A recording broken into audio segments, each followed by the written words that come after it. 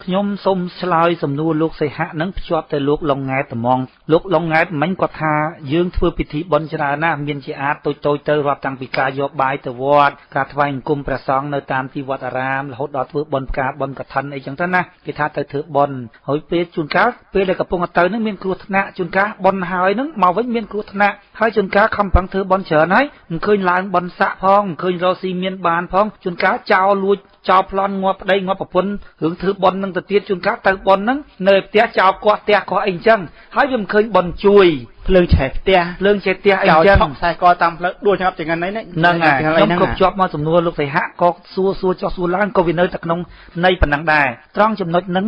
ដែលយើងមិនបានយល់អំពីច្បាប់ធម្មជាតិហ្នឹងណាតែមិនយល់ពីច្បាប់ធម្មជាតិថាយើងប្រឹងខ្ញុំបានប្រឹងធ្វើបុណ្យណាធ្វើបុណ្យណាម៉េចអ្នកស្គាល់ពាក្យថាបុណ្យនឹងនៅអ្នកស្គាល់ពីដំណើររបស់ធម្មជាតិក្នុងការកត់ត្រាបុណ្យនឹងបាបនឹងនៅគេកត់នៅទីណាបើអ្នកមិនស្គាល់កន្លែងហ្នឹងផងខ្ញុំប្រឹងតងាប់ក៏វាមិនបានដែរមិនស្រួលចោះនរកទៀតដោយសារការប្រឹងហ្នឹងពួកអីពួកអ្នកមិនយល់អំពីពាក្យថាស្អីទៅហៅថាបុណ្យហើយបុណ្យត្រូវបានគេកត់ទុកនៅទីណាហើយបាបគេបានកត់ទុកនៅទីណាដែលអ្នកខ្លះថាផ្លឹកទៅឃើញយមរាជលើកក្រាំងយកមកមើលថាកត់នៅក្នុងក្រាំងរបស់យមរាជនោះតើវាអញ្ចឹងមែនអត់តើតែយើងសិក្សាសិនពីពួកព្រះធម៌គឺជាមេរៀនឲ្យមនុស្សយកទៅពិសោធន៍ដើម្បីឲ្យឃើញសច្ចៈព្រះពុទ្ធប្រាប់រំគ្រូនៃយើងមានឲ្យឧទាហរណ៍ថាដើម្បីឲ្យឃើញព្រះច័ន្ទតថាគតប្រើម្រាមដៃដើម្បីចង្អុលថានោះព្រះច័ន្ទបុគ្គលដែលឆ្លាតមើលតាមដៃតថាគតយល់ពីបំណងរបស់តថាគតមើលឃើញព្រះច័ន្ទបុគ្គលណាដែលច្រឡំថាម្រាមដៃតថាគតជាព្រះច័ន្ទដែលតថាគតត្រាស់សម្ដែងនោះហើយណាបុគ្គលនឹងមិនអាចបានស្គាល់ព្រះច័ន្ទអស់មួយជីវិតហើយតថាគតក៏មិនអាចជួយឲ្យបុគ្គលនឹងស្គាល់ព្រះច័ន្ទបានដែរដើម្បីឲ្យស្គាល់សច្ចធម៌គឺដំណើររបស់ធម្មជាតិតថាគតប្រើព្រះធម៌គឺជាមេរៀនឲ្យមនុស្សយកទៅពិសោធន៍ឲ្យឃើញសច្ចៈឲ្យឃើញសច្ចៈនៃធម្មជាតិប៉ុន្តែបុគ្គលណាដែលយល់ច្រឡំថាព្រះធម៌ហ្នឹងកម្ពីហ្នឹងសូត្រផ្លុំព្រោះទឹកទៅហ្នឹងសូត្របានច្រើនបានបន់ច្រើនណាបុគ្គលប្រភេទហ្នឹងតថាគតមិនអាចជួយបុគ្គលនឹងឲ្យស្គាល់អំពីសច្ចធម៌បានឡើយអំពីដំណើររបស់ធម្មជាតិបានឡើយបើគេមិនសិក្សាអំពីពធនឹងផងគេមិនដឹងដំណើររបស់ធម្មជាតិបើគេមិនដឹងពីដំណើរធម្មជាតិការកត់ត្រានៃបុណ្យឬបាបពាក្យថាបុណ្យនៃបាបដែលគេយកមកប្រើនៅក្នុងព្រះធម៌ក៏បុគ្គលនឹងមិនដឹងថាគេកត់នៅកន្លែងណាហើយបុណ្យនិងបាបមានន័យថាម៉េចបុណ្យនិងបាបនឹងវាអត់មានទេវតាហើយក៏អត់មានយមរាជកត់ក្នុងត្រាំងគម្ពីរដែរបើស្នាថាទេវតាកត់អំពើល្អយមរាជកត់អំពើអាក្រក់ឧទាហរណ៍ថាអញ្ចឹងណាឥឡូវបើយើងធ្វើតាមដំណើរព្រះបរមគ្រូនៃយើងទៀតព្រះអង្គថាសួរដេញដោលរកហេតុផលសមហេតុសមផលហើយឥឡូវបើថាកត់កពីប៉ុណ្ណាក្រាំងនឹងប៉ុណ្ណាយមរាជកត់ហ្នឹងហើយយមរាជកត់អាក្រក់ហើយទេវតាកត់ល្អ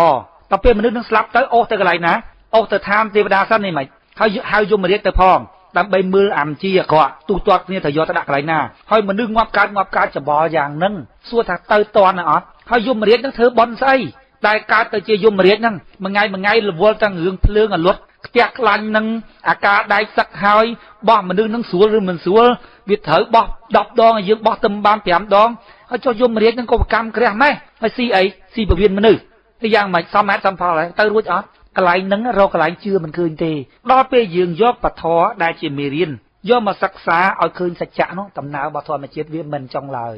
អំពើល្អនិងអំពើអាក្រក់ដែលហៅអំពើល្អចាត់ទុកថាជាបុណ្យអំពើអាក្រក់ចាត់ទុកថាជាបាបត្រូវបានកត់ត្រានៅក្នុងចិត្តទាំងអស់បុណ្យធ្វើទៅក៏កត់នៅក្នុងចិត្តបាបធ្វើទៅក៏កត់នៅក្នុងចិត្តពេលស្លាប់ទៅចិត្តអ្នកនាំទៅចិត្តតិអ្នកនាំទៅចាប់កំណើតថ្មីទៀតដោយប្រមូលទាំងទិន្នន័យអាក្រក់និងល្អទៅជាមួយអ្នកដំណើររបស់ធម្មជាតិវាអញ្ចឹងពាក្យថាបុណ្យឬបាបនេះណាត្រូវយល់ពុទ្ធមโนពពាំងកមាធម្មាទាំងដំណើរធ្វើបុណ្យទាំងដំណើរធ្វើបាបមโนទ្វាជាអ្នកថតឯកសារវានៅក្នុងចិត្តឯណាកាលណាមនុស្សនឹងធ្វើអីក៏ដោយឲ្យតែមានអំពើដែលមានចេតនាជាអកុសលធម៌មានន័យថាវាជ្រោចអាធម៌អាក្រក់នឹងចូលទៅក្នុងចិត្តគេហៅថាបាបវាចូលទៅក្នុងចិត្តទៅជាមនុស្សមានអ្នកជាមនុស្សកំណានជាមនុស្សនិយាយមិនបានរឹងរូសទៅចេះអាចិត្តនឹងវាអញ្ចឹងដល់ពេលស្លាប់ទៅចិត្តតេមួយទៀតនាំទាំងទិន្នន័យនោះទៅជាមួយទៀតដល់ការជាតិក្រោយរឹងក្បាលទៅចេះរឹងរូសទៅដែរមកទៀតសាហាវយំខ្នងពុទ្ធព្រះបរមគ្រូនៃយើងចែកមនុស្សទៅតាមចិត្តកាលណាខ្លួនជាមនុស្សចិត្តជាសត្វមនុស្សដេកឆានណោដល់ពេលចិត្តតេ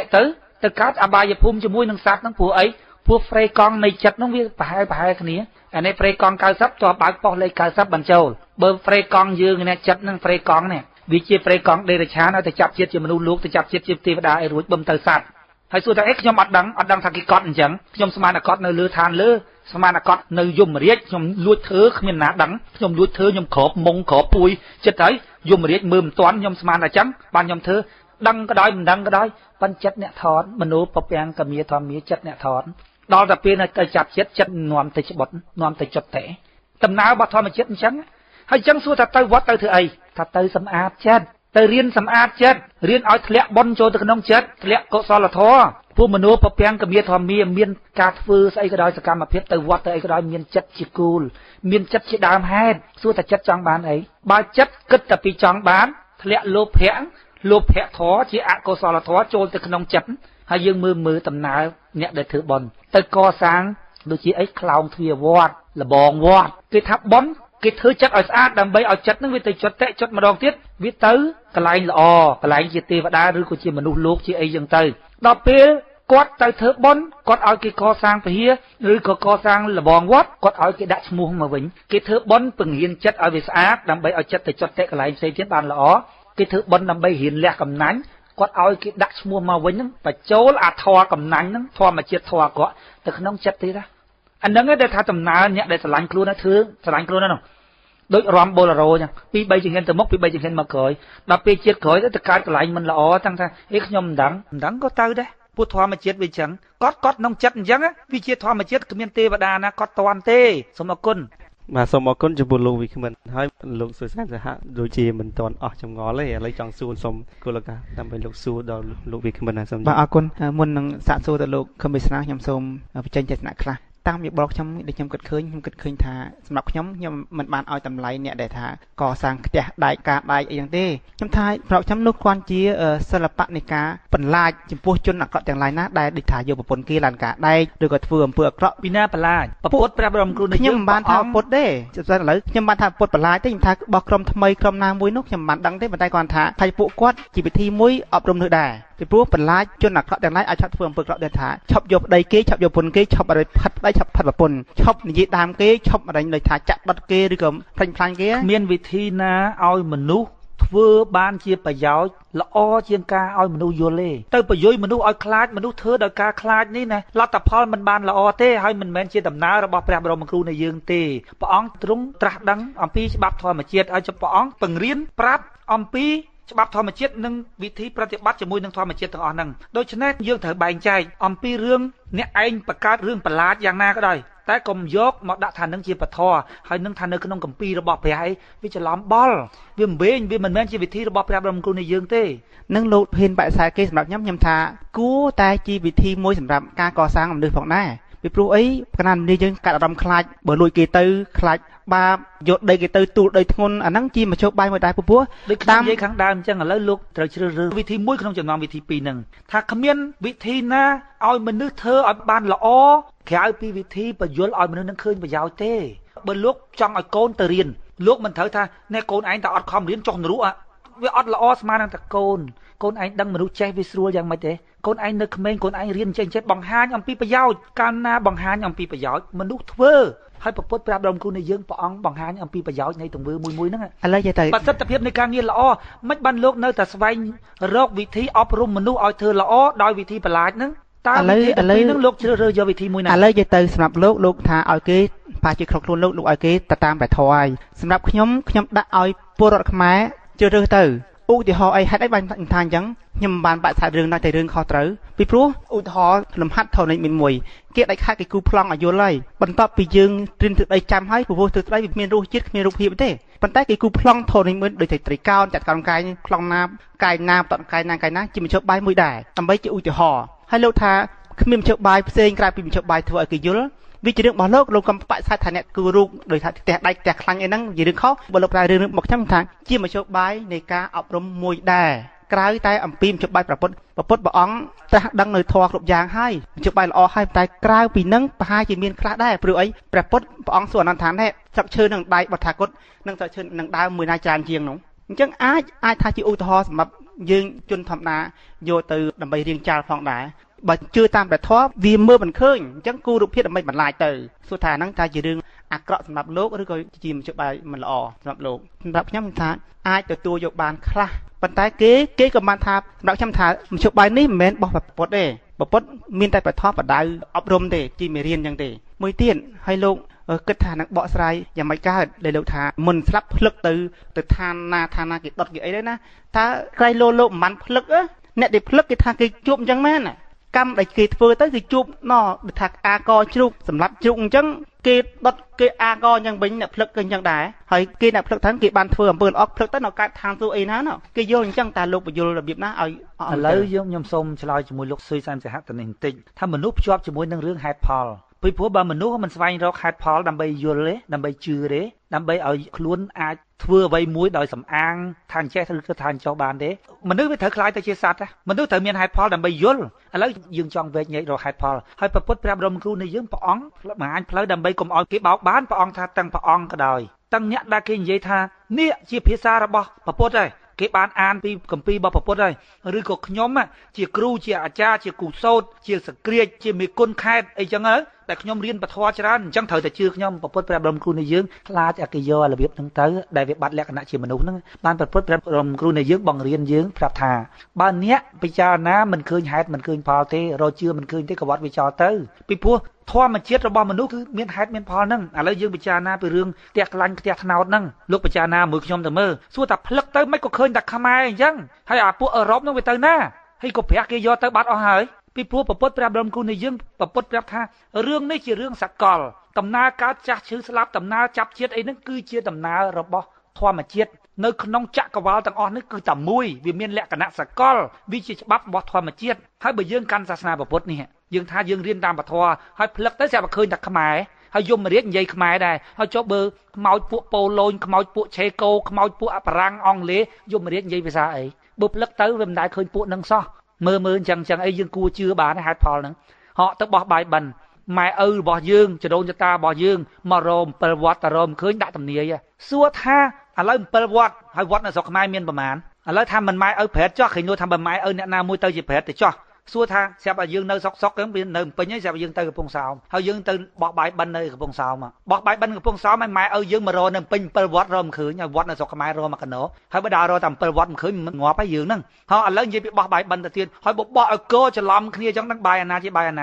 ម៉ែឪចដូនចតារបស់យើងហ្នឹងមិនដឹងថាបាយណាបាយរបស់យើងហើយមិនក៏បាយរបស់គេហូបមិនកើតចាំតែបាយកូនមិនហូបកើតហើយបបោះកោចូលគ្នាអញ្ចឹងអាណារបស់យើងអាណារបស់គេរកការយល់ឃើញអត់ទេព្រះធម៌ដែលជាសច្ចៈនៃដំណើររបស់ធម្មជាតិដែលគេកត់ត្រាជាមេរៀនហៅថាព្រះធម៌ហ្នឹងណាមិនមែនជាប្រពៃណីទេមិនមែនជាពិធីការទេព្រោះដំណើររបស់ធម្មជាតិវាអត់ជាពិធីការទេអ្នកឯងយកមកធ្វើជាពិធីការមិនក៏វាអត់បានពីព្រោះវាជាដំណើររបស់ធម្មជាតិហើយត្រង់កន្លែងហ្នឹងសួរថាលោកយល់យ៉ាងម៉េចអំពីរឿងការផ្លឹកហ្នឹងខ្ញុំមិនដែលបានផ្លឹកមែនគេថាម៉េចគេថាមនុស្សឆ្លាតរៀនអំពីបរាជ័យរបស់អ្នកដទៃហើយមនុស្សល្ងងទាល់តែខ្លួនឯងបរាជ័យបានរៀនបានអញ្ចឹងលោកត្រូវឲ្យខ្ញុំពិសោធន៍ឲ្យគេដាក់ក្បាលពី3ពនួងឲ្យផ្លឹកទៅចឹងវិធីនឹងវាមានតែចឹងហើយខ្ញុំធ្វើមិនរកផ្លឹកហ្នឹងប៉ុន្តែពិចារណាទៅវារកហេតុរកផលសមអត់ឃើញហើយយើងទៅជឿរឿងមួយដែលអត់មានសមហេតុសមផលហ្នឹងហើយតាមដែលខ្ញុំសិក្សាពីពធដែលជាមេរៀនរបស់ព្រះពុទ្ធចងក្រងទុកវាគ្មានកន្លែងណាមួយដែលបកស្រាយតាមរបៀបហេតុផលយល់មិនបានសោះវាសុទ្ធតែរឿងយល់បានទាំងអស់ហើយលោកនិយាយមិញមួយទៀតថាអារឿងប្រឡាចឲ្យមនុស្សធ្វើល្អ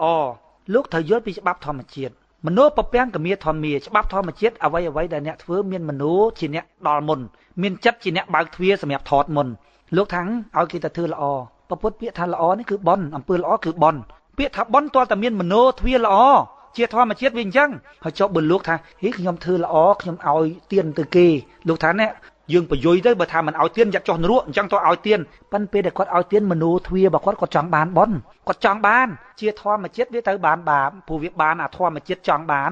នធម្មជាតិលោភៈវាធ្លាក់ចូលទៅក្នុងភវង្គចិត្តឃើញទេហើយលោកថាហីធ្វើបន់ត្រូវតែបានបន់ហើយធ្វើបន់បានបន់ហ្មងបើលោកធ្វើពីព្រោះលោកប្រាថ្នាត្រឡប់មកវិញហ្នឹងពុទ្ធព្រះបរមគ្រូនៃយើងព្រះអង្គទ្រង់ត្រាស់អំពីច្បាប់ធម្មជាតិថាប្រាថ្នាមកវិញគឺលោភតែលោភធ្លាក់ចូលក្នុងភវង្គចិត្តនៅអកុសលធម៌វាមិនមែនកុសលធម៌លុយបានទៅគ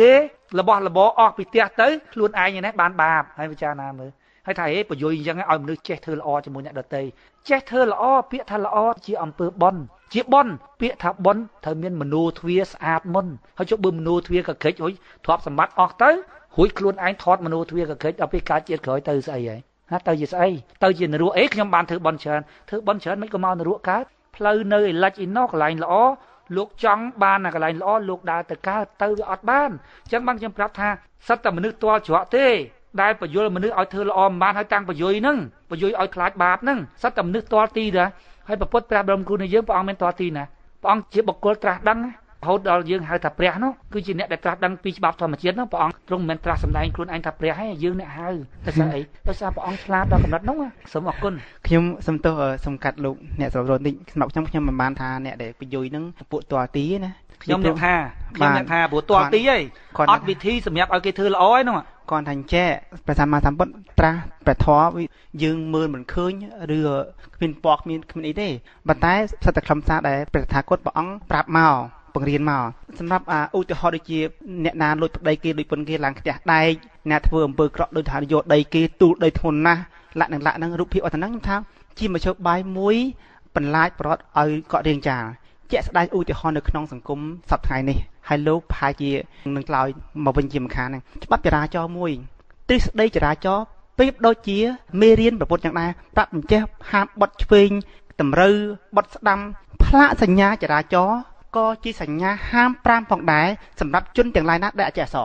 រឬក៏ជនទាំងឡាយណាដែលមិនបានត្រៀនប្រាប់ចរាចរណ៍ដឹងហាមថយក្រោយហាមបត់ម៉ូតូស្ដាំហាមបត់ឡានស្ដាំហាមសញ្ញោបត់ឆ្វេងទុកចន្លោះពេលទុកចន្លោះដីតែ5ម៉ែត្រតម្រូវផ្លាកសញ្ញាគឺជាឧទាហរណ៍មួយដែលជាក់ស្ដែងលើសអំពីទ្រឹស្ដីអ្នកខ្លះគេអត់ចាំទេអត់ចាំពីទ្រឹស្ដីអបចរាចរណ៍ទេប៉ុន្តែគេឃើញផ្លាកសញ្ញាចាគឺគេគួរយល់អូខាងមុខមានផ្លូវបត់កែងហើយខាងមុខមានផ្លូវកោងហើយខាងមុខមានផ្លូវរួមទូចរួមទៅខាងឆ្វេងរួមទៅខាងស្ដាំនេះអាការដាក់តាំងផ្លាកសញ្ញាចរាចរណ៍ក៏ជាមធ្យោបាយនៃការប្រាប់ដំណឹងមួយដែរហើយជាមធ្យោបាយល្អផងដែរអានេះប្រាប់សេចក្តីពិតតាបាទហើយនោះមិនមែនប្រាប់សេចក្តីពិតទេណាលោកចង់ឲ្យមនុស្សធ្វើល្អលោកមិនប្រាប់សេចក្តីពិតទេ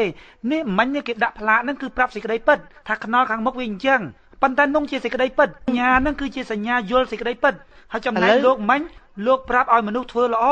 ដោយប្រយោជន៍ពីសេចក្តីមិនពិតខ្ញុំមិនបានប្រាប់ទេណាប៉ុន្តែប្រាប់តំណឹងឲ្យថាឡើងផ្ទះដែកលកាដែកអីហ្នឹងណាពិតលោកទៅសួរអ្នកដែលគូបបត់ហ្នឹងទៅតាមមែនទៅសួរអាចារ្យទៅអញ្ចឹងនៅខាងក្រៅនៃបញ្ញាគេថាណែឡើងលកាដែកវាណាប្តីគេបញ្ចោទៅគេជេរទៅគេដឹងឡើងតឡាការហ្នឹងប្រហែលជារឿងហ្នឹងពិតទេអាហ្នឹងពិតអត់មិនពិតឥឡូវលោកអត់មកថាលោកអត់មានប្រពន្ធទេប៉ុន្តែលោកស្រឡាញ់ប្រពន្ធគេសាកឡើងមើលបំប្តីគេតាមបាញ់តាមតែឥឡូវហ្នឹងអាហ្នឹងហើយឡើងលកាដែកប្រហែលជាក្រែងចង់អញ្ចឹងណាហើយលោកមិញលោកនិយាយខ្លួនឯងទេលោកថាទោះបីជាមិនពិតក៏ដោយក៏ប៉ុន្តែជាវិធីបន្លាចមនុស្សឲ្យធ្វើល្អឥឡូវលោកថាហ្នឹងពិតទៀតលោកថាប្រហែលជាពិតទៅហើយមិញលោកថាមិនពិតទេគ្រាន់តែជាវិធីប្រយុយឲ្យមនុស្សធ្វើល្អទេអាការដែកអាការអីហ្នឹងប្រហែលជាមិនពិតទេឥឡូវលោកថាហេអាការដែកអាចជាពិតពីព្រោះបើស្នាជាយើងយកប្រពន្ធគេបាញ់យើងគេអីយើងអានេះជារឿងពិតអាមិញបើស្នាជាគេបាញ់យើងគេអីអាហ្នឹងរឿងពិតខ្ញុំមិនបានថាពីដើមខ្ញុំមិនបានថាពិតទេណាខ្ញុំថាប្រហែលជាគេមកជោគបាយនៃការអរុំមួយដែរប្រហែលទេណាខ្ញុំមិនបានថាពិតទេចឹងបានពុទ្ធប្រាប់គ្រូនៃយើងខ្ញុំចេះតែនិយាយរាល់ដងថាពុទ្ធអត់មានអប់រំទេពុទ្ធអត់មានអប់រំទេគ្មានត្រូវការឲ្យមនុស្សណាធ្វើល្អឬធ្វើអាក្រក់ទេគ្រាន់តែប្រាប់ឲ្យបង្រៀនអំពីវិធីធ្វើឲ្យជីវិតបានសេចក្តីសុខក្នុងជាតិនេះនិងក្នុងជាតិក្រោយបើសិនណាជាមនុស្សនោះចង់ទៅរៀនបង្រៀនតែអ្នកដែលចង់ទៅរៀនទេណាហើយរឿងអីដែលយើងប្រើពាក្យថាអប់រំអូសទាញចង់ឲ្យគេធ្វើអញ្ចឹងទៅភូតគេអញ្ចឹងពុទ្ធអត់មានចង់ទេអត់មានចង់ឲ្យពីណាទៅនេះទៅនោះទេអញ្ចឹងឲ្យតែរបៀបចង់ហ្នឹងលោកចង់អប់រំឲ្យមនុស្សធ្វើល្អតាមរបៀបលោកអញ្ជើញពុទ្ធប្រាប់រំគ្រូនៃយើងមិនទើសទាស់អីទៀតប៉ុន្តែសូមកុំយកអានឹងថាជាទ្រឹស្ដីរបស់ពុទ្ធជាច្បាប់ធម្មជាតិដែលពុទ្ធត្រាស់ដឹងថាអូយនៅឋានក្រមនឹងមានផ្ទះថ្នោតមិនមែនជារឿងដែលពុទ្ធត្រាស់ដឹងទេមិនមានអញ្ចឹងឡើយអាហ្នឹងលោកបកស្រាយថាគ្មានរឿងរបស់ពុទ្ធទេ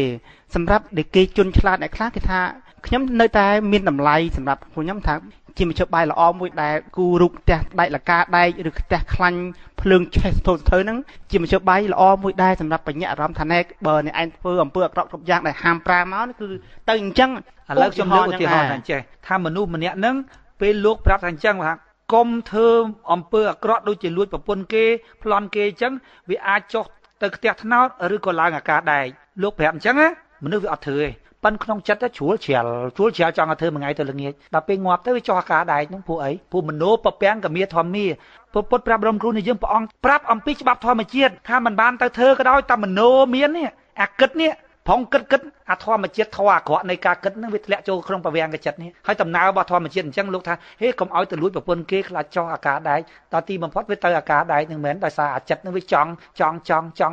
នៅតែចង់ទៅធ្វើអាក្រក់ហ្នឹងគេគ្រាន់ចង់ហាបើជាច្បាប់ធម្មជាតិមโนពពាំងកមាធម្មជាតិនៃធម៌អាក្រក់វាធ្លាក់ចូលក្នុងប្រវាំងកចិត្តដែលហៅថាសកម្មភាពនោះកាយវាចាចិត្តគ្រាន់តែចិត្តគិតហ្នឹងមិនបានផងណាពីព្រោះអាហ្នឹងវាជាច្បាប់ធម្មជាតិដែលបកគលត្រាស់បានគឺប្រពុតហ្នឹងអញ្ចឹងគ្រាន់ចង់លិតអំបិលប្រៃដែរហ្មងនឹងអំបិលចង់លិតទៅហើយប្រៃតែហ្មងហើយមិនហ្នឹងលោកថាប្រៃហ្មងលោកថាឯណាលោកថាគាត់មโนកពាំងថត់ក្រឹបគាត់តែចង់ផងគាត់គិតឃើញផងទៅធ្លាក់នរកព្រែតភ្លាមព្រោះចង់ដោយសារសញ្ញាហ្នឹងហាមមិនហ៊ានធ្វើទេមិនហ៊ានធ្វើដល់កាយប៉ុន្តែចិត្តចង់ថត់ភ្លឹបស្លាប់ទៅសល់អញ្ចឹងមកមិនហ្នឹងអញ្ចឹងជាច្បាប់ធម្មជាតិបើលោកមិនបានលិតអំបិលផងទៅប្រៃល្មិចរួចវាជាច្បាប់ធម្មជាតិតើតែយើងទៅលិតរបស់វាបានវាប្រៃវាជាច្បាប់ធម្មជាតិបើលោកគ្រាន់តែខ្ញុំចង់លិតវាប្រៃអត់រួចប៉ុន្តែជាច្បាប់ធម្មជាតិគ្រាន់តែលោកចង់អាធរចង់ហ្នឹងពាក្យថាចង់គឺលោភៈពាក្យថាលោភៈនេះគឺធម្មជាតិធរអាក្រក់គេហៅថាលោភៈធរនោះមោហៈធរនោះសមៈធរនោះមេត្តាធរករុណាធរដែលជាធរល្អនៅក្នុងចិត្តហ្នឹងវាអញ្ចឹងបើលោកចង់អញ្ចឹងវាធ្លាក់អាធម្មជាតិធរចង់នោះចង់គឺលោភៈហ្នឹងវាទៅនៅក្នុងភវាង្គចិត្តអញ្ចឹងបានមនុស្សម្នាក់ខុសគ្នាដោយសារចិត្តហ្នឹងអាសម្គាល់ថាអញគឺចិត្តហ្នឹងតាចិត្តហ្នឹងសម្គាល់ថាអញ្ចឹងគឺតួអញមែនតើនៅក្នុងខ្លួនកាត់ដៃបាត់ហើយនៅសល់តែអញកាត់ជើងបាត់ហើយនៅសល់តែអញគឺចិត្តហ្នឹងអាចិត្តហ្នឹងហើយដែលនាំទៅចុតតិទៀតហ្នឹងអាក្រក់ល្អទៅកន្លែងហ្នឹងសួរថាមនុស្សម្នាក់ខុសគ្នាត្រង់ណាខុសគ្នាត្រង់ចិត្តហ្នឹងអាខ្លះប៉ះបន្តិចមិនបានទេស្រែកយ៉ៃអាខ្លះមានអ្នកនិយាយពីរឿងធម៌ទេស្ដាប់មិនបានព្រោះអីសាងគ្រប់ជាតិមកតែអញ្ចឹងធម្មជាតិនៃធម៌អាក្រក់ហ្នឹងពេលណាចុតតិវាទៅនាំទាំងអស់ទៅនៅនៃអាក្រក់ហ្នឹងគ្មានបានស្ដៅសោះហ្នឹងមិនស្រួលទៅចិត្តតិនៅក្នុងអបាយភូមិហ្នឹងប្រហែល4 10 20ជាតិអញ្ចឹងទៅបានត្រឡប់មកមនុស្សលោកវិញតាំងដឹងខ្លួនហ្នឹងគេទៅបដាវិញពេញពិភពលោកហ្នឹងទៅពុទ្ធព្រះបរមគ្រូនៃយើងព្រះអង្គត្រាស់ដឹងពីដំណើរហ្នឹងហើយដើម្បីត្រាស់ដឹងហ្នឹងណាមេរៀនពុទ្ធហ្នឹងគឺព្រះធម៌ហ្នឹងអាចពិសោធន៍បានបើលោកសិហៈចង់ដឹងពិសោធន៍បានពិសោធន៍លើកទី1ឃើញពធដែលនិយាយនៅកលៈទី1ពិសោធន៍កាន់តែជ្រៅទៅគឺគ្រប់កលៈទាំងអស់វាត្រឹមត្រូវដែលខុសគ្នាក្នុងន័យសាសនាថាមានតែជឿនិងមិនជឿពិសោធន៍ទេខ្ញុំសុំឃើញព្រះអាទិទេពបន្តិចបានទេអត់ទេមានតែជឿចូលមកបើថាមិនជឿមិនបាច់ទេអញ្ចឹងវាមានតែអញ្ចឹងឲ្យពុទ្ធមិនអញ្ចឹងទេពិសោធន៍ហើយដូចមិញលោកថាហេគ្រាន់តែលិតអំបិលប្រៃជាច្បាប់ធម្មជាតិបើមិនបានលិតវាអត់ប្រៃទេប៉ិនបើវាចង់វាធ្លាក់ចូលក្នុងចិត្តហើយធ្វើម៉េចវាជាច្បាប់ធម្មជាតិអញ្ចឹងបានថាលោកសិក្សាឬមិនសិក្សាមិនសំខាន់ទេប៉ុន្តែសំខាន់តែលោកភ្លើងលាហើយលោកថាទេលាទៅអានឹងស្រែកតែលោកសូមអរគុណចំពោះលោកវិក្មិនចេះយើងបានពិភាក្សាគ្នាយូរហើយក៏ប៉ុន្តែខ្ញុំដូចឆ្ងល់ថាបធរណាបធរជាមេរៀនបប្រតិបត្តិទៅដើម្បីនៅសេចក្តីសុខឥឡូវបប្រតិបត្តិយ៉ាងម៉េចឲ្យមនុស្សយើងនឹងស្គាល់អំពីសេចក្តីសុខអំពីបធរណាព្រោះខ្ញុំឃើញថាមនុស្សទូទៅកាន់ពុទ្ធសាសនាឃើញភាគច្រើនគាត់ចង់បានសុខសូម្បីតែមនុស្សអាក្រក់ក៏ចង់បានសុខមនុស្សល្អក៏ចង់បានសុខហើយចោលក៏ចង់បានសុខមិនប្រភេទតែមិនក៏ចង់បានសុខដែរប៉ុន្តែអាផ្លូវសុខរបស់គេអ្នកខ្លះគេថាសម្រាប់មនុស្សទៅអាហ្នឹងជាសេចក្តីសុខរបស់គេហើយអ្នកខ្លះថាហេកុំសម្រាប់មនុស្សហើយធ្វើអំពើល្អចេះមួយចេះពីរទៅនៅជាសេចក្តីសុខក៏ប៉ុន្តែឥឡូវសុខរបស់វត្ថុសុខយ៉ាងម៉េចទៅហៅថាសុខរបស់វត្ថុសូមអញ្ជើញសុខរបស់វត្ថុគឺស្ងប់ចំណែកសុខដែលលោករៀបរាប់មិញហ្នឹងគឺសេចក្តីត្រេកត្រអាលដែលកើតមកពីសេចក្តីទុក្ខខ្ញុំលើកឧទាហរណ៍ថាលោកកើតស្រែងសិនដល់ពេលលោកកើតស្រែងពេលលោកបានអេសស្រែងហ្នឹងលោកថាសុខណាស់ព្រោះវាស្រួលលោកចង់បានសិនចង់បានវាជាទុក្ខពេលណាលោកបានរបស់ដែលលោកចង់បានមកលោកបានសុខឃើញទេសុខរបស់លោកដែលនិយាយមិញហ្នឹងសុខព្រោះកើតមកពីទុក្ខហេតុរបស់វាគឺទុក្ខត្រង់ហ្នឹងចំណែកសុខបែបពធនោះណាការស្វែងរកសុខបែបពធនោះណាគឺស្ងប់រស់នៅមិនប្រដេញតាមធម៌ណាមួយឡើយមិនប្រដេញតាមតណ្ហាហើយក៏មិនរត់ចេញពីតណ្ហាដែររត់ប្រដេញតាមតណ្ហាដូចខ្ញុំធ្លាប់និយាយអញ្ចឹងថាដូចរត់ជន់សមោលវាអត់រួចវាជន់អត់បានព្រោះជាធម្មជាតិចិត្តវាអត់មានចំណីរបស់វាឲ្យឆ្អែតវាអត់មានចិត្តជាធម្មពលវាពុំមានចំណីសម្រាប់ផ្ទាល់ខ្លួនវាឡើយវាប្រើតែកាយឲ្យធ្វើដូចជាយើងទៅស្ទាបស្រីម្នាក់ដែលយើងស្រឡាញ់សួរតែបើយើងសួរកាយយើងពិចារណាមើលយើងសួរកាយមានត្រូវការស្ទាបទេកាយត្រូវការបាយយកមកចិញ្ចឹមខ្លួនកាយត្រូវការហាត់ប្រាណដើម្បីឲ្យរឹងមាំប៉ុន្តែចិត្តចង់ស្ទាបដល់ពេលចង់ស្ទាបយកកាយទៅស្ទាបចិត្តស្មានតែបានស្ទាបចិត្តមានបានស្ទាបណាព្រោះចិត្តជាធម្មពលហើយដែលចុតតិគឺចិត្តហ្នឹងទៅពេលណាវាមកភ្ជាប់កាយវាចេញជាវិញ្ញាណវិញចូលគ្នាដល់វិញចូលគ្នាវាច្បោកច្បល់វាស្មានតែកាយហ្នឹងគឺជាវាហើយតែនងដែលពុទ្ធត្រាស់ដឹងពីច្បាប់ធម្មជាតិហ្នឹងពុទ្ធថាកាយមិនមែនអញទេកាយមិនមែនអញទេនោះត្រង់ហ្នឹងហើយដែលយើងត្រូវសិក្សាអំពី នៃនីមួយនៃពាក្យដែលគេប្រើនៅក្នុងព្រះធម៌មានជាអាតធរព្រះធរបុណ្យបាបទានសទ្ធាសុទ្ធតែជាពាក្យដែលប្រើក្នុងពធដោយលោកសួរមិញថាធ្វើបុណ្យធ្វើអីទាំងអស់ចោលក៏ចង់បានសេចក្តីសុខមនុស្សលោកក៏ចង់បានសេចក្តីសុខឃើញបានសុខសួរថាលោកស្គាល់ពាក្យថាសេចក្តីសុខនៅក្នុងពធនៅពាក្យថាសេចក្តីសុខនៅក្នុងពធគឺសាច់ដែលវាស្អាតឥតល្មាស់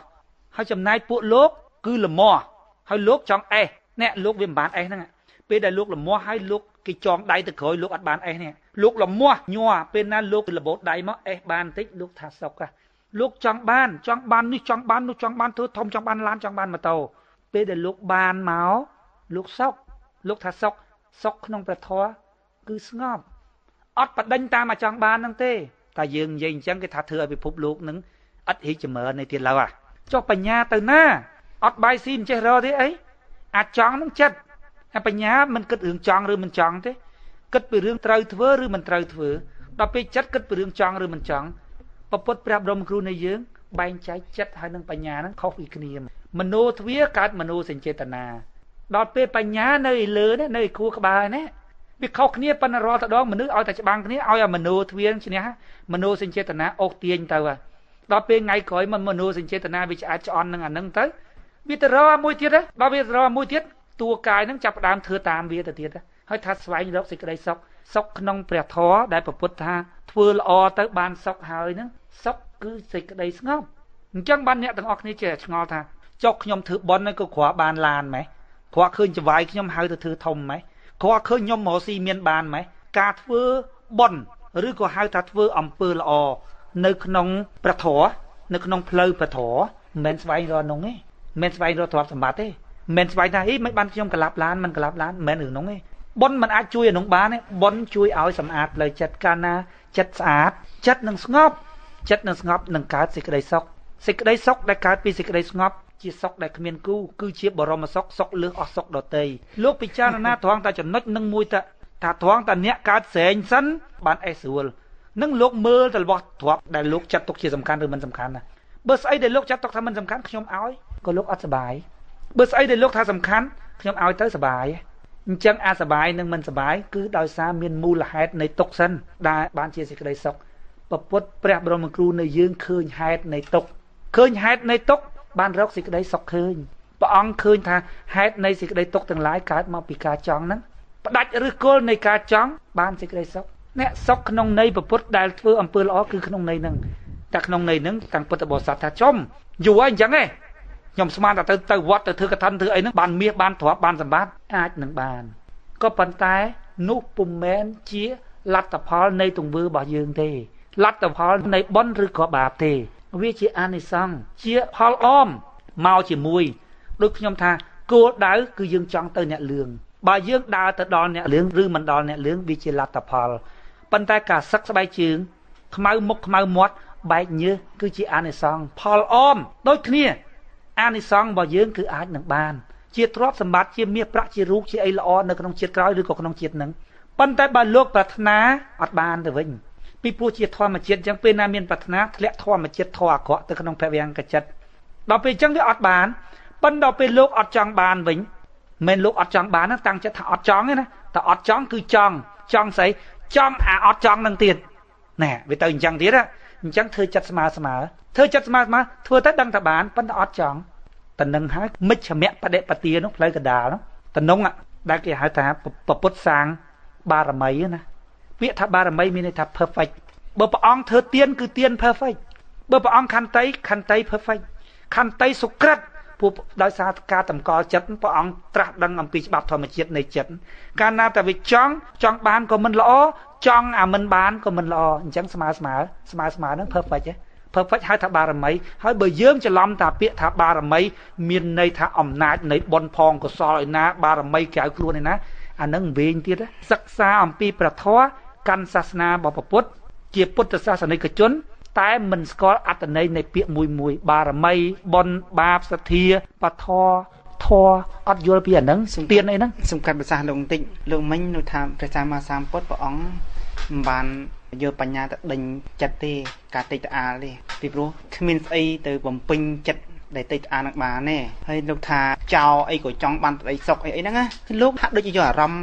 របស់បុគ្គលត្រាស់ដឹងទៅវាស់វែងជាមួយបទជនធម្មតាសុកតាមផ្លូវព្រះសម្មាសម្ពុទ្ធដែលព្រះអង្គបុគ្គលត្រាស់ដឹងវាផ្សេងសុករបស់មនុស្សថាជនវាផ្សេងថាលោកលមាស់ហ្នឹងលោកកាច់ស្រែងវាអាចទៅវាស្រួលតែយថាអារឿងហ្នឹងទៅរឿងមិនមែនសម្រាប់បុគ្គលធម្មតាសុកដែលកាត់ឡើងពីស្ដីស្ងប់របស់ព្រះសម្មាសម្ពុទ្ធគឺសុកដែលកាត់ឡើងពីស្ដីស្ងប់អាហ្នឹងបុគ្គលថាដឹងប្រាថ្នាតំណងអូលោកធ្វើទៅបានអញ្ចឹងមកណាឥឡូវសូមលោកជួយបកស្រាយតាមពាក្យថាចង់ចិត្តចង់បានចេះបដិញណាប៉ុន្តែអាការចង់បានមិនសត្វតែបានទេប៉ុន្តែដើម្បីចង់បានអ្វីមួយយើងធ្វើអ្វីមួយគឺដើមការចង់បានសិនតាមខ្ញុំយល់ឃើញចង់បានសិនទើបប្រើបញ្ញាឧទាហរណ៍ខ្ញុំចង់បានឡានប៉ុន្តែខ្ញុំខំរកស៊ីរកទៅប្រើបញ្ញាតើធ្វើអីរកប្រកបរបស់អីទើបបានឡានហ្នឹងប្រើបញ្ញាត្រង់ហ្នឹងបំពេញអាចចិត្តចង់បាននេះតែការចង់បានរបៀបហ្នឹងលោកថាវាជាទៅតាមពុទ្ធសាសនាឬក៏អត់លោកជាថាសុខក្នុងមនុស្សលោកផ្សេងសុខក្នុងពុទ្ធសាសនាផ្សេងសុខអីខ្ញុំមិនដឹងទេដឹងរឿងសុខក្នុងលោកយៈធម៌នឹងសុខផ្សេងសុខពុទ្ធសុខផ្សេងខ្ញុំមិនដឹងទេប៉ុន្តែសុខដែលក្នុងនៃពធគឺអញ្ចឹងលោកមកសិក្សាពធរហូតដល់តាំងខ្លួនជាពុទ្ធសាសនិកជនបើសិនណាជាលោកដឹងថាបើលោកចង់តាំងខ្លួនជាពុទ្ធសាសនិកជនហើយលោកត្រូវយល់ថាសុខដែលពុទ្ធប្រាប់រំគ្រូនៃយើងព្រះអង្គចង់និទាននោះចង់ប្រាប់យើងនោះណាគឺសុខអញ្ចឹងសុខក្នុងន័យស្ងប់អញ្ចឹងបើលោកថាទេលោកមិនត្រូវការទេលោកច្រឡំហើយស្មានតែទៅវត្តនឹងស្មានតែធ្វើកឋិននឹងបានជាមាសបានជាភ័ក្រដែលជាសេចក្តីសុខដែលលោកប្រាថ្នានោះស្មានតែអញ្ចឹងអត់មានទេនៅកន្លែងហ្នឹងអត់មានទេសាសនាពុទ្ធមិននាំឲ្យរកអញ្ចឹងទេពួកពុទ្ធប្រាប់រំគ្រូនៃយើងពិសោធន៍ហើយពិសោធន៍ថាមានតែសេចក្តីសុខដែលឈប់ដេញតាមហ្នឹងទេហើយក៏ឈប់រត់ចោលដែរអត់មានបដិញតាមតណ្ហាហើយក៏អត់រត់ចោលដែរគឺវាស្ងប់នៅកណ្ដាលបញ្ហាហ្នឹងលោកឧទាហរណ៍មិនថាចង់បានឡានដល់ពេលអញ្ចឹងខំបង្ងស៊ីទាល់តែបានឡានចុះបញ្ញារបស់លោកទៅណាលោកត្រូវការលោកមានភារកិច្ចដែលត្រូវធ្វើដំណើរជាមួយនឹងឡានអញ្ចឹងលោកពិចារណាមើលថាខ្ញុំត្រូវការធ្វើដំណើរជាមួយនឹងឡានខ្ញុំខំប្រឹងរកស៊ីឲ្យបានឡានហ្នឹងចុះវាមានទឹកទាស់ខុសអីលោកហៅទៅប្រើតែបញ្ញាហ្នឹងទៅចិត្តហើយនឹងបញ្ញាវាអត់ជាមួយគ្នាទេប៉ុន្តែមនុស្សធម្មតាមិនបានត្រួតពិនិត្យមើលខ្លួនឯងឡើយមិនដឹងជាខ្លួនឯងជាបញ្ញាឬក៏ខ្លួនឯងជាចិត្តហ្នឹងតើតែចិត្តចង់បានរកស៊ីបានបើចិត្តអត់ចង់អត់រកស៊ីទេអញ្ចឹងចិត្តប្រកាន់ចិត្តចង់គឺជាទុក្ខចុះបើលោកយល់ថាអាចិត្តចង់ឬមិនចង់នៅស្ងៀមប៉ុន្តែឡានគឺជាវត្ថុមួយជាតម្រូវការពីពួកខ្ញុំត្រូវការទៅកំពង់សោមខ្ញុំត្រូវការទៅនេះទៅនោះដើម្បីបំពេញភារកិច្ចផ្សេងរកទៅជាធម្មតាទៅពេលដែលមកដល់ផ្ទះវិញដេកលក់ភ្លឹប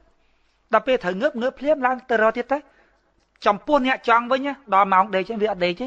ពួកវានៅជួលជ្រាលរឿងចង់នោះតទីបំផុតវាងើបឡើងអត់មានកម្លាំងទៅរកទេមិនក៏លោកថាបានទៅមិនបានក៏ងើបឡើងគ្មានខ្វល់ខ្វាយទេងើបឡើងធ្វើផ្លែតចុះគេហៅផែនការត្រៀមទុកមុនដូចផែនការមិនមែនកើតមកពីការចង់ទេណាផែនការកើតមកពីបញ្ញាណាយើងត្រៀមផែនការគឺយើងគិតទៅហើយចិត្តនឹងយកមកធ្វើអីចិត្តនឹងនៅស្ងៀមទៅព្រោះចង់នឹងគឺជាទុកកើតនៅក្នុងចិត្តហើយបញ្ញាអត់មានរឿងចង់ទេបញ្ញាអាចធ្វើផែនការបានបើយើងកាត់តោងចិត្តនឹងបាត់យកមកទុកក្រៅសិនណាបញ្ញាក៏នៅធ្វើផែនការបានដែរមានចិត្តឯណាយកមកធ្វើចិត្តអត់មានធ្វើកើតទេខ្ញុំយល់ថាចិត្តជំរុញបញ្ញាចេញមកដល់ស្រាយឧទាហរណ៍សំខាន់នេះមនុស្សធម្មតាតើតែមានចិត្តបានអញ្ចឹងប៉ុន្តែបើអ្នកដែលពិចារណាមិនបាច់យកចិត្តមកទេបញ្ញាធ្វើការបានហើយពីព្រោះយើងដឹងថាក្នុងជីវិតរស់នៅក្នុងការងាររបស់យើងត្រូវការឡានអញ្ចឹងយើងត្រូវធ្វើផែនការដើម្បីរកឡានហ្នឹងសួរថាមានចិត្តទៅជាមួយទេមិនបាច់យកចិត្តមកក៏ធ្វើបានដែរលោកពិចារណាបន្តិចមើលពីព្រោះពុទ្ធប្រាប់រំគ្រូនៃយើងថាពិចារណាទើបកើតបញ្ញាបំបត្តិអវិជ្ជាការភ័ន្តច្រឡំហើយបើយើងអត់ចូលតាមផ្លូវនឹងផងហ្នឹងឲ្យតែលឺគេនិយាយពីបញ្ញាពីចិត្តពីអីអូយសត្វតាពួកអ្នកទស្សនវិជ្ជាវិញវាន់ក្នុងមុងក្នុងអីមកឆាទៅថេតាំងពីដំបូងបានអីរកឃើញសេចក្តីពិតហើយយកលោកថាមិនចាំប្រើចិត្តទេមនុស្សខ្មែរគ្រប់គ្នាហ្នឹងថាយើងដោយប្រើតែបញ្ញាប្រើផ្នែកទាំងអស់នេះទៅកុំយកចិត្តមកចិត្តមកយកមកនៅស្ងៀមប្រើតែបញ្ញាក៏បានដែរដូចថាត្រូវការឡានអីហ្នឹងត្រូវការក៏ចង់ដែរនៅហ្នឹងដែរបើលោកមិនត្រូវការឡានទេធ្វើបញ្ញាអញ្ចឹងបំព្រមយ៉ាងហ្នឹងខ្ជិលត្រូវការឡានណាតាក់ស៊ីមានតើបងលុយឡានតាក់ស៊ីទៅលោកមានដែលមានថ្ងៃខ្លះលោកអត់មានឃ្លានបាយទេប៉ុន្តែលោកថាដឹងថាស្មានហ្នឹងយើងត្រូវហូបពីព្រោះបើមិនហូបខូចកាពះហើយពីព្រោះបញ្ញារបស់យើងដឹងដល់ម៉ោងត្រូវហូបហើយប៉ុន្តែសួរឃ្លានទេឃ្លានចង់ប៉ុន្តែថ្ងៃនោះវាអត់ឃ្លានសោះប៉ុន្តែយើងដឹងថាត្រូវតែហូបពីព្រោះមិនហូបខូចកាពះអាបញ្ញាអញ្ចឹង มันបាច់ចិត្តមកប្រាប់ទេបញ្ញាវាដឹង ហើយជួយទៀតបន្តថាលោកញ៉ាំបាយដូចហើយប៉ុន្តែឃើញគេទូលទៀបប្រាំងចង់ហ្មង អាចង់ចិត្តហ៎ អាហ្នឹងមិនលោកទៅទិញហ្មងលោកថាបញ្ញាធ្វើតាមិនទេប៉ុនខ្លួនចង់លោកមានអារម្មណ៍យ៉ាងដែរអត់អាហ្នឹងដាច់ខាត់ត្រូវតែមានឃើញគេទូលតបែកចង់សក់ទៅមាត់ណែត្រង់ហ្នឹងអាហ្នឹងមួយទៀតដែលជាក់ស្ដែងសប្តាហ៍នេះឃើញហ៎សប្តាហ៍នេះតំណែងជានាយករដ្ឋមន្ត្រីឃើញហ៎បើចិត្តគេមិនចង់ធ្វើនេះបើមិនចង់សោះណាប្រហែលជាគេឈប់ទៅហើយគេបំរើមជប់បាយគ្រប់យ៉ាងបាយបំផិតបំផ្លាញរៀបបំផិត20រៀបទេគេចង់ធ្វើនាយករដ្ឋមន្ត្រីរហូតដល់គេហ៊ានប្រើបញ្ញាគេគ្រប់មជ្ឈបាយយ៉ាងដើម្បីបំពេញចិត្តគេចង់ ស្អីទៅបញ្ញាបញ្ញាគឺការយល់ត្រូវហើយបើសិនណាជាល្បិចកលមួយគំនិតមួយទស្សនៈមួយដើម្បីបំរើនៅមហិច្ឆតាខុសមិនក៏ទៅយថាបញ្ញាគេថាគេឆ្លាតណាគេថាគេពើបញ្ញាគេឆ្លាតណាបានតែបញ្ញាគឺការយល់ត្រូវហើយលោកថាគាត់ប្រើបញ្ញាដើម្បីឲ្យបានតំណែងនាយករដ្ឋមន្ត្រីដោយខុសច្បាប់ពាក្យថាខុសច្បាប់ហើយយកល្បិចកលទៅប្រើហើយមានអីត្រូវបញ្ញាបើបញ្ញាត្រូវអត់យកបាទអត់ធ្វើអារឿងហ្នឹងបាទបញ្ញាហើយលោកនិយាយមិញថានោះចិត្តគេចង់ចេះចង់អានោះបកគលបឋិជនហ្នឹងណាចំណែកដែលយើងកាន់សាសនាពុទ្ធកាន់ប្រធរនេះយើងរៀនប្រធរនេះប្រធរវាខុសពីក្នុងន័យហ្នឹងបើលោកចង់អាផ្លូវហ្នឹងលោកទៅអាផ្លូវហ្នឹងទៅប៉ុន្តែរឿងសាសនារឿងពុទ្ធរឿងផ្សេងហើយលោកមកយករឿងពុទ្ធមកកាន់នឹងផ្លូវពុទ្ធឲ្យលោកទារបស់ដែលលោកចង់ខ្ញុំនៅកាត់ពាក់កណ្ដាលទីនេះដោយសារចែកនឹងដូចមានខ្វាយกันមួយគ្នាប៉ុន្តែខ្ញុំយកឃើញថាទៅជាលោកសេហមិនលោកថាខ្លាតព្រោះខ្ញុំតែនៅស្ដាប់ពាក្យចាស់ណាគាត់ថាអាក្មេងនេះឆ្លាតហ្នឹងគាត់គិតថាអាបញ្ញាហ្នឹងវាតតែគិតបានវាឆ្លាតអូធ្វើល្បិចកលអីចេះមួយចេះពីរអូអាហ្នឹងចេះឆ្លាតបើដល់គាត់ថាបញ្ញាទៀតអាហ្នឹងយ៉ាងម៉េចវិញសូមលោកបកស្រាយនេះពួកពាក្យថាឆ្លាតនេះខ្ញុំមិនដែលបានសិក្សាឃើញនៅក្នុងពធឡើយប៉ុន្តែពាក្យថាបញ្ញាគឺមាននៅក្នុងពធហើយយើងយកពាក្យហ្នឹងទៅប្រើនៅខាងក្រៅដោយមិនស្របជាមួយនឹងពធដែលពធនិយាយពីសុខនិយាយពីការធ្វើបុណ្យនិយាយពីទានអញ្ចឹងពាក្យថាបុណ្យពាក្យថាទានពាក្យថាសុខនេះវាមិនមែនជារបស់ប៉ះបានទេវាជារបស់ដែលដឹងដោយវិញ្ញាណដោយការសម័យអញ្ចឹងលោកត្រូវយល់សិនយល់ពីអត្ថន័យនៃពាក្យមួយសិនទើបលោកមករកទៀមទាននៅកន្លែងណាទៀមទានថាចំខ្ញុំធ្វើបុណ្យយូរមិនឃើញសុខផងបុណ្យពិតជាចំបុណ្យមែនអត់ហើយសុខនៅក្នុងន័យពុទ្ធចង់ឲ្យយើងធ្វើដើម្បីរកសេចក្តីសុខហ្នឹងតើសុខអតីតកាលហ្នឹងមែនអត់បញ្ញាប្រើសិលសមាធិបញ្ញានៅក្នុងន័យហ្នឹងហើយដល់ពេលយើងអូសយកទៅក្រៅទៅប្រើក្នុងវិធីរបស់បុគ្គលសាមញ្ញច្រឡំជាមួយឆ្លាតជាមួយអីហើយសួរទៅឲ្យខ្ញុំបកស្រាយយ៉ាងម៉េចមិនដឹងជាគាត់យល់យ៉ាងម៉េចប៉ុន្តែបញ្ញាក្នុងពធមិនមែនក្នុងន័យនឹងឡើយសិលសមាធិបញ្ញាមិនមែនក្នុងន័យនឹងឡើយតែឥឡូវលោកអូសពាក្យមួយយកទៅប្រើថាបញ្ញានៅក្នុងន័យរបស់លោកហ្នឹងដឹងជាលោកប្រើក្នុងន័យយ៉ាងម៉េចខ្ញុំមិនដឹងប៉ុន្តែបើរឿងក្នុងពធគឺគ្មានបញ្ញារបៀបហ្នឹងឡើយពាក្យថាបញ្ញាគឺការយល់ត្រូវត្រង់ហ្នឹងហើយដែលខ្ញុំចង់បានណាចង់បានថាគេឆ្លាតគេវៀងវៃគេប្រើបញ្ញាទើបបានគេចង់ថាចង់ធ្វើនាយករដ្ឋមន្ត្រីគេប្រើបញ្ញាគ្រប់បែបយ៉ាងដើម្បីអូសអាតំណែងនឹងបានទោះជាបីប្រើមជ្ឈបាយគ្រប់បែបបណ្ណាក៏ដោយពីព្រោះដើម្បីបានតំណែងជានាយករដ្ឋមន្ត្រីគេថាបងប្អូនជនជាតិខ្មែរទាំងអស់ខ្ញុំខំកសាងសាលារៀនខំកសាងវត្តអារាមខ្ញុំជាពុទ្ធធនិកជនត្រង់ហ្នឹងគេយល់ថាអូបកគោនេះខំកសាងវត្តអារាមច្រើនណាស់អញ្ចឹងគេប្រើបញ្ញាគេដើម្បីអូសត្រឹកថោតផ្ដល់ឱកាសឲ្យគេបានធ្វើជានាយករដ្ឋមន្ត្រីគេថាគេគឺជាពុទ្ធធនិកជនដូច្នេះខ្មែរយើងច្រឡំតែហ្នឹងកន្លែងហ្នឹងគេថាគេកាន់ថាពុទ្ធដែរអញ្ចឹងយើងគ្រប់គ្រងគេទៅបោះគេទៅនេះដែលខ្ញុំចង់ឲ្យលោកប្រថាទេដែលខ្ញុំចង់ឲ្យលោកពយល់ទេខ្មែរថាត្រង់ហ្នឹងមិនមែនតាមថាពុទ្ធតើលោកពយល់បន្ថែមបែបមិនទៀតថាបកគលប្រើប្រាស់ហ្នឹងមិនមែនជាបកគលដែលកាន់សាសនាពុទ្ធទេឥឡូវខ្ញុំនិយាយពីរឿងបញ្ញាទី1ថាតើបកគលនឹងប្រើបញ្ញាអត់ឥឡូវយើងពិភាក្សាទាំងអស់គ្នាព្រោះបញ្ញាប្រែមកថាការយល់ត្រូវព្រោះបញ្ញាគឺជាធម្មជាតិធម៌ល្អមិនអាចយកទៅប្រើថាបញ្ញាហើយស្រាប់ប្រព្រឹត្តអំពើអាក្រក់ទេបញ្ញាមានន័យថាការយល់ត្រូវអ្វីជាធម្មជាតិធម៌ក្នុងការយល់ត្រូវឥឡូវយើងពិចារណាទាំងអស់គ្នាសួរថានាយករដ្ឋមន្ត្រីគាត់ចង់បានអីរដ្ឋមន្ត្រីគាត់ចង់បានអីថាគាត់ចង់បានកិត្តិយសយើងសួរថាគាត់ចង់បានកិត្តិយសអ្វីដែលគាត់ធ្វើដើម្បីជាប់តំណែងនឹងបានកិត្តិយសហ៎បានទេគេថ្កោលទោសគេជេរគេថ្កោលទោសគេនិន្ទាឬក៏គេឲ្យកិត្តិយសមានបានកិត្តិយសគាត់មានពិចារណាឃើញហ៎មានកិត្តិយសហ៎ទេគាត់ចង់បានទ្រព្យសម្បត្តិគាត់យកទៅធ្វើអីទ្រព្យសម្បត្តិគាត់ខ្វះឧបមាថាពុទ្ធប្រាប់ដុំគ្រូនៃយើងព្រះអង្គទ្រង់ត្រាស់ថាគុណសម្បត្តិនៃទ្រព្យសម្បត្តិផលប្រយោជន៍នៃទ្រព្យសម្បត្តិគឺការធ្វើទានបុគ្គលនឹងគាត់យកទ្រព្យសម្បត្តិមកមកថាគាត់មានមាសគាត់មានលុយមហោ$200 លានដែលក្នុងមួយជីវិតគាត់ត្រូវការតែ$1 លានសម្រាប់រស់ហើយចូលគាត់មានលុយ$100 លានហើយចូលអា$99 លានគាត់ទុកធ្វើអីទៀតគាត់ដឹងទុកធ្វើអីផងប៉ុន្តែគាត់ចង់បានថែមមកទៀត ហើយនឹងត្រូវហ៎បញ្ញាមានបញ្ញាណាបើបញ្ញាប្រាប់ឲ្យយើងឲ្យពីការយល់ត្រូវថាអញត្រូវការតែ1លានទេទាំងគ្រួសារទាំងអីបោកទៅឃើញតែ1លានហើយចុះ99លានមានហើយមិនក៏ជាចង់បានទៀតនឹងមានបញ្ញាណាហើយខំប្រឹងកកកកាយបោកបាន300លានមកទៀតហើយថាបញ្ញាយកមកធ្វើអីយើងគិតពិចារណាមើលហត់ចង់ងាប់ហើយនឹងយកមកធ្វើអីគិតតែពីក្រមអំណាចនៃការចង់ឡើងល្ងឹតវិញផ្លូវទាំងអស់ហើយថាបញ្ញាមានបញ្ញាមកពីត្រង់ណាអាននិយាយពីរឿងបនវិញថាគាត់ធ្វើបនមโนពពាំងកមាធម្មាស្អីក៏ដោយធ្វើមានចិត្តជាគោលដែលហៅថាបនណាតើតែមโนទ្វាហ្នឹងមានបំណងមានចេតនាចង់ឲ្យអ្នកដទៃបានសេចក្តីសុខពីទង្វើរបស់យើងតែកសាងសាលាមានចង់ឲ្យអ្នកដទៃបានសេចក្តីសុខពីទង្វើរបស់គាត់ដែរខ្ញុំអត់ចោលទេណាប៉ិនបើគាត់ធ្វើព្រោះគាត់ចង់បានស្លឹកឆ្នោតមានបនស្អីព្រោះមโนទ្វាណាព្រោះបនគឺមโนទ្វាល្អចង់ឲ្យអ្នកដទៃបានសេចក្តីសុខពីទង្វើរបស់យើងចប់តែប៉ុណ្ណឹងអត់ចង់បានមកវិញទេហើយសួរថាអ្នកធ្វើនឹងចង់បានមកវិញទេហើយថាគាត់ធ្វើបនកសាងសាលា200សាលាក៏ដោយកសាងវត្ត30000វត្តក៏ដោយគ្មានទៅឋានសួគ៌រួចទេអានឹងខ្ញុំអត់មាននិយាយថាអ្នកកសាងរងថ្ងៃហ្នឹងគេធ្វើបន់ឬធ្វើបាបវាអាស្រ័យទៅលើបុគ្គលខ្លួនគេដឹងព្រោះក្នុងមโนទ្វាគេនោះមโนពពាំងកមាធម្មាព្រោះចិត្តជាអ្នកនាំទៅចុតទេបើចិត្តហ្នឹងចង់បានត្រឡប់មកវិញឬក៏បោកប្រាស់គេ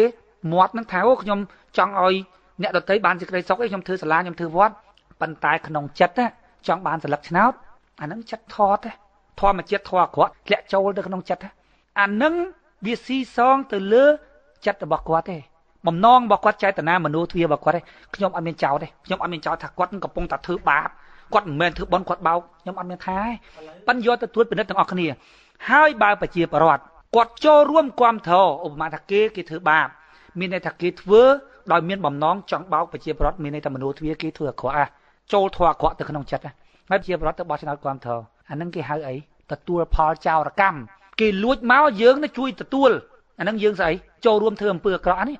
ហើយសួរថាមិនក៏មិនឃើញសង្គមហ៊ីចម្រើនឯណារួចបើយើងធ្វើអាក្រក់យើងចូលរួមឲ្យអំពើអាក្រក់ហ៊ីដោះដាលអាទៅនឹងដែលខ្ញុំនិយាយរាល់តដងថាចង់បានសុខណាអាផ្លូវដែលត្រូវបានសេចក្តីសុខទៅលិចដើរទៅឲ្យកើតឯណោះមានបានសុខណាមិនរាល់ការខំចេះតែបានទេណាខំវាខុសវាអត់បានហ៊ីខ្ញុំខំចង់បានល្អដូចស្វាអញ្ចឹងចង់ឲ្យកូនបានសុខក៏មិនយอมដាក់មុខហែលទឹកទៅងាប់ទៅវាចឹងសច្ចធម៌វាចឹងវាអត់ប្រកាន់ថាហ៊ីអ្នកឯងចង់បានល្អអ្នកឯងចង់បានល្អក៏ដោយប៉ុន្តែដំណើររបស់អ្នកឯងខុសរឿងវាចឹងអានឹងជាច្បាប់ធម្មជាតិពេលណាយើងសិក្សាពីអានឹងអស់ទៅរឿងព្រះអិនព្រះព្រំព្រះឯណាយកមកជួយមកអីហ្នឹងវាជ្រះថ្លាអស់ទៅណាហើយបើលោកចង់នៅតែជឿថាព្រះទៅទៀតជឿទៅរឿងរបស់លោកតាអញ្ចឹងឧបមាថាគេធ្វើតំណែងជានាយករដ្ឋមន្ត្រីថ្ងៃគេឧបមាថាគាត់មានចិត្តថតរបស់គាត់ហ្នឹងគឺថាអាក្រក់តែចោះគាត់មិនប្រើបញ្ញាលោកថាតាមបញ្ញាគឺទៅមើលការយល់ឃើញតាមត្រូវទេប៉ុន្តែដល់ពេលគាត់ធ្វើអំពើក្រក់គាត់សង់សាលារៀនសង់បារានខ្ញុំអំណងចង់បានទឹកឆ្នាំមកវិញអបមកថាគាត់អញ្ចឹងទៅចោះថាគាត់ចង់បានអញ្ចឹងវិញចោះអញ្ចឹងប្រកខ្មាត់ដែលបោះថាគាត់លោកថាអញ្ចឹងខុសហើយហ៎ខ្ញុំថាបើសាសនាជាគាត់ធ្វើអញ្ចឹងគាត់ចង់បានលក្ខណៈវិញអញ្ចឹងប្រជាពលរដ្ឋដែលបោះឆ្នោតជូនហ្នឹងគាត់ចូលរួមក្នុងទង្វើអាក្រក់ហ្នឹងត្រង់រឿងបានផលមិនបានផលយ៉ាងម៉េចបានផលមិនបានផលដូចសប្ងៃអញ្ចឹងបានផលអញ្ចឹងលោកឃើញស្រាប់ហើយផលហ្នឹងវាអញ្ចឹងហើយផលនឹងសប្ងៃគេថាហ៊ីខ្ញុំចង់បានប៉ុណ្ណឹងចង់បានប៉ុណ្ណឹងវានៅប៉ុណ្ណឹងហើយមានខុសអីខ្ញុំអត់មានថាផលនឹងអាក្រក់ផលនឹងល្អផលទេប៉ុណ្ណឹងបំណងរបស់គាត់ល្អទេគាត់មិនដឹងថាបកគោលធ្វើមានចង់បានអញ្ចឹងទៅវិញទេគាត់មិនដឹងទេគាត់បំណងគាត់គឺល្អទេគឺការជួយទៅវិញជួយដោយសុចរិតចិត្តបរិសុទ្ធទេគាត់មិនចង់បានអាទាំងមើលមកវិញទេប៉ុន្តែធ្វើម៉េចគាត់មិនដឹងហើយលោកគាត់វាមិនដឹងខ្ញុំលើកឧទាហរណ៍មិនមែនរឿងបន្ទោសច្បាប់ធម្មជាតិមិនរឿងបន្ទោសទេឧបមាថាលោកថាខ្ញុំអត់ដឹងផងម្នាក់នឹងចោលប៉ុន្តែលោកឲ្យបាយស៊ីហើយពី3ថ្ងៃអាចចោលទៅប្លន់គេទៅហើយមកវិញឲ្យបាយស៊ីទៀតទៅស្មានថាមនុស្សនឹងល្អមានលួចមានប្លន់អីហើយអាចោលនឹងវាកម្លាំងទៅប្លន់គេទៀតទៅហើយលោកថាដល់វាប្លន់អស់មកប្លន់ផ្ទះលោកវិញអាប្លន់ឯអ្នកចិញ្ចឹមបាយនោះហ៊ីខ្ញុំធ្វើដោយសុចរិតកាលពីខ្ញុំចិញ្ចឹមនោះមានដឹងថាវាចោលហើយណាដឹងមិនដឹងក៏ដោយជាច្បាប់ធម្មជាតិវាត្រូវតែអញ្ចឹងបានប្រពុតព្រះបរមគ្រូនៃយើងព្រះអង្គថាទោះបីមេត្តាដោយខន្តីដោយករុណាក៏ដោយជួយយកអាសាអត់ជាស្រ័យក៏ដោយត្រូវប្រើបញ្ញាអមបើអត់បញ្ញាវាអត់ដល់ទីដែលយើងចង់បានព្រះឯណាមកជួយបានថាអត់មានណាជួយបានទេមានតែខ្លួនឯងច្នៃខ្លួនឯងទៅប្រពុតបង្រៀនតែមេរៀនអំពីការជួយខ្លួនឯងអញ្ចឹងតនេះមួយទៀតខ្ញុំសាកសួរលោកច្រើនជាងអ្នកស្រាប់ត្រួតមិនមែនមានន័យតែខ្ញុំនឹងផ្សេងចាលោកទេគឺសួរក្នុងអំណងដេញដោលពីព្រោះលោកតែប្រើពាក្យថាចង់បានផ្លែផ្កាយកលើកដុតគល់ឥឡូវខ្ញុំដុតណាដើម្បីឲ្យលោកចេញតើលោកមានកម្រិតយល់ដឹងក្នុងពុទ្ធសាសនាកម្រិតជឿប៉ុណ្ណាទៅឥឡូវសំណួរខ្ញុំមួយទៀតជាក់ស្ដែងមុនប្រជុំនេះនៅភូមិខ្ញុំបិណ្ឌ8ហ្នឹងគាត់ជិះឡាន តែដាក់បិណ្ឌគ្នាប្រហែលជា30 ថែពេញឡានថាទៅនេះឡានកលាត់តាមផ្លូវគាត់មិនដឹងថាតែបើកឡានប្រហែលជាបានដី7 8គីឡូទៅកលាត់បដាភ្លឺស្លាប់មនុស្ស7 8នាក់ឯណោះអញ្ចឹងជួយយល់យ៉ាងណាទៅបើគាត់ធ្វើបិណ្ឌមិនដឹងផងគាត់យកបាច់ទៅវត្តប្រគិនលោកមិនដឹងគ្រោះថ្នាក់ផងគាត់ទៅហើយតែជាបន្ទោគាត់មិនប្រើបញ្ញាមិនទៅទៅហ្នឹងសូមលោកជួយបកស្រាយផងមើលថាវាថាខ្ញុំធ្វើបន់សោះតែខ្ញុំទទួលបានទោសអញ្ចឹងបំណងទៅបន់សោះក្លាប់ឡានអញ្ចឹងនេះជាកម្មពីជាតិមុនឬក៏គាត់មិនប្រើបញ្ញាបើគាត់មិនដឹងផងនេះតែលោកសូមលោកជួយយល់ផងមកមនុស្សយើងកើតមកវាមានការចៃដន្យនឹងច្រើនយ៉ាងច្រើនបែបច្រើនសន្តានវាជាធម្មជាតិទៀតអាហ្នឹងជារឿងរបស់ធម្មជាតិតាណាតែដឹងយើងអត់មានបន្ទោសគាត់ថាដោយគាត់គ្មានប្រើបញ្ញាទេបើសិនណាជាឧបមាថាឡានហ្នឹងវាបែកកង់ហើយណាគាត់នៅតែជិះអាហ្នឹងបានថាគាត់អត់មានបញ្ញាហ៎គាត់ឃើញថាមនុស្សវាច្រើនហួសហេតុហើយគាត់នៅតែបជ្រៀតជិះអាហ្នឹងបានគាត់គ្មានបញ្ញានៅក្នុងហ្នឹងទោះបីជួនកាលមានបញ្ញាអ្នកដែលមានបញ្ញាសពគ្រប់បែបយ៉ាងក៏វាមានគ្រោះថ្នាក់ទៅទៀតដែរអាហ្នឹងក៏វាជារឿងធម្មជាតិដែរមិនមែនថាហេឲ្យតែមានបញ្ញាត្រូវតែបានសេចក្តីសុខព្រះពុទ្ធប្រាប់រំគ្រូនៃយើងព្រះអង្គមានទីបំផុតដែរគឺប្រតិពានដែររឿងធម្មតារបស់មនុស្សគឺវាអញ្ចឹងហើយសួរថាទៅធ្វើបុណ្យហ្នឹងបុណ្យជួយហ៎ទៅធ្វើបុណ្យដើម្បីលាងចិត្តដើម្បីឲ្យកុសលធម៌ធ្លាក់ទៅក្នុងចិត្តដើម្បីឲ្យចិត្តហ្នឹងទៅចុតតិនៅកន្លែងល្អនៅចិត្តក្រោយប៉ុន្តែអត់ប្រាថ្នាចង់បានចឹងហ្នឹងណាតែប្រាថ្នាអត់បានទៀតព្រោះប្រាថ្នាធ្លាក់អាចិត្តចង់បានហ្នឹងមកអាចង់លោភធ្លាក់ធម្មជាតិលោភៈនៅក្នុងចិត្តទៀតវាមកអាចឹងទៀតអញ្ចឹងសួរថាទៅហ្នឹងមិនឃើញបន់ជួយបន់អត់មានជួយក្នុងន័យហ្នឹងទេអត់មានជួយក្នុងន័យហ្នឹងទេហ៊ីបើមិនជួយក្នុងន័យហ្នឹងខ្ញុំចង់ឈប់កាន់សាសនាហ្នឹងខ្ញុំចង់ទៅកាន់សាសនាផ្សេងមានព្រះគេជួយពេលយើងសិក្សាធម្មជាតិទៅវាអត់ឃើញមានព្រះក្នុងផងហើយយើងធ្វើម៉េចវានៅតែខ្លួនយើងជួយខ្លួនយើងដដែលតាំងពីក្នុងជាតិនេះតាំងពីទៅជាតិមុខទៀតវាកើតឡើងពីទង្វើរបស់យើងទាំងអង្គទង្វើហ្នឹងគឺមានចិត្តជាគោលហ្នឹងមនោពពាំងកមាធម្មហ្នឹងវាថត់ក្នុងចិត្តរួចចិត្តទៅតាមរបៀបហ្នឹងទៅពីណាទៅធ្វើម៉េចអញ្ចឹង